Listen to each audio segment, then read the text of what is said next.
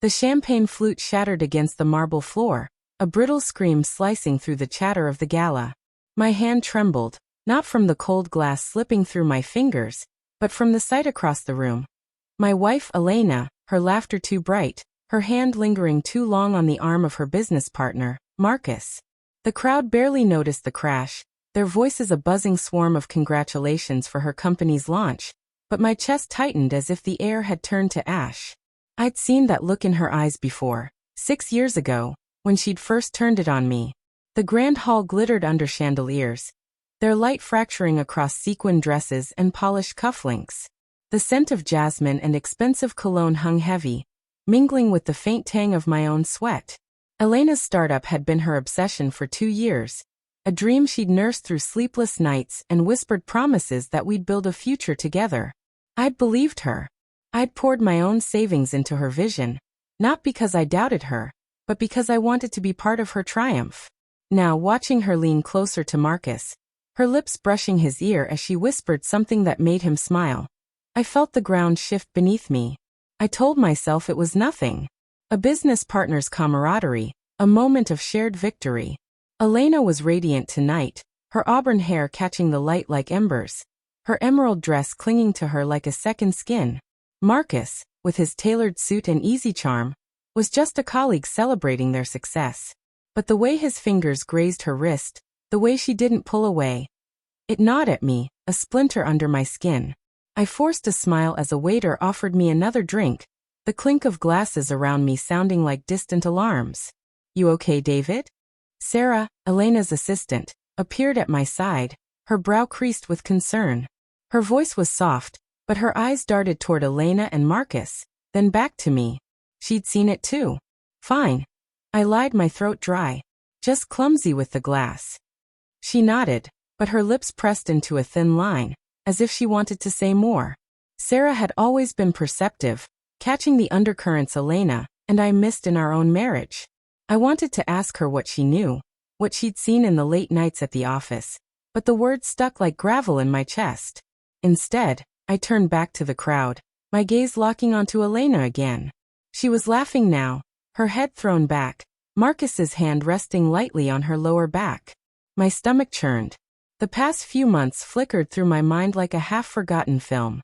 Elena's late nights, her phone angled away from me during texts, the way she'd started locking her laptop.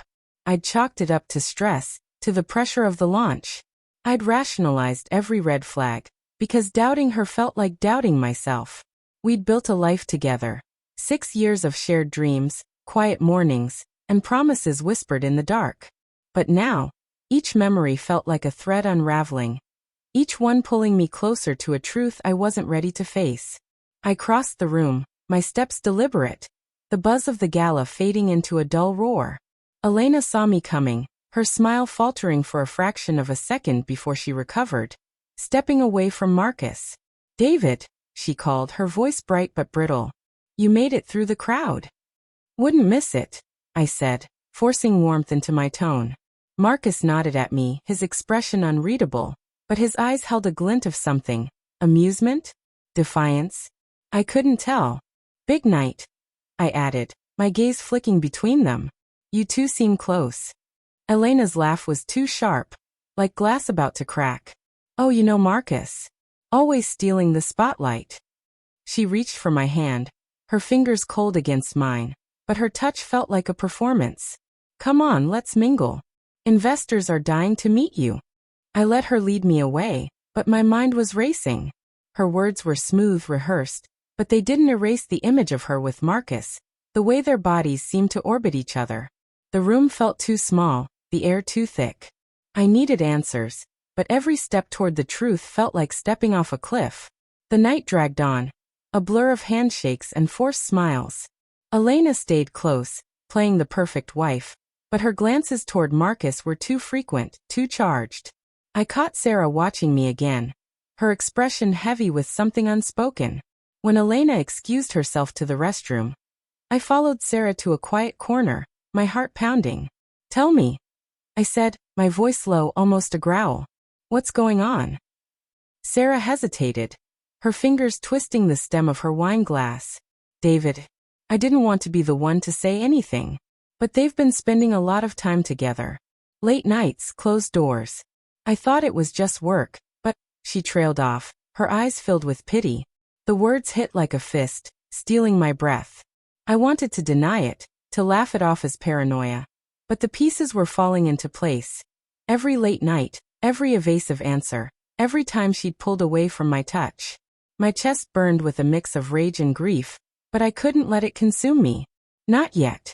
I found Elena near the balcony, her silhouette framed against the city skyline. The cool night air did little to calm the storm inside me. "We need to talk," I said, my voice steady despite the chaos in my heart. She turned, her eyes wary but defiant. "What's wrong, David?"